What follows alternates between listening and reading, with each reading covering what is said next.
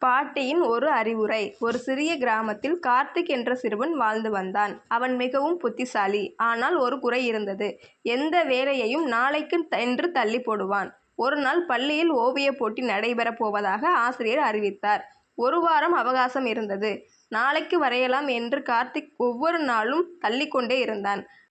அதை கவனித்த அவனுடைய பாட்டி ஒரு மாலை அவனை அருகில் அழைத்து, "கண்ணா, நேரம் யாருக்காகவும் காத்திருக்காது. இன்று செய்ய வேண்டிய வேலையை நாளைக்கு தள்ளினால் நாளை வெற்றி நம்மை தள்ளிவிடும்" என்றாள்.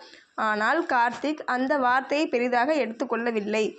போட்டிக்கு முந்தைய இரவில் அவசரமாக ஓவியம் வரைந்தான். அவசரத்தில் ஓவியம் அழகாக வரவில்லை. அடுத்த நாள் போட்டியில் மற்ற மாணவர்கள் அழகான ஓவியங்களை சமர்ப்பித்தனர்.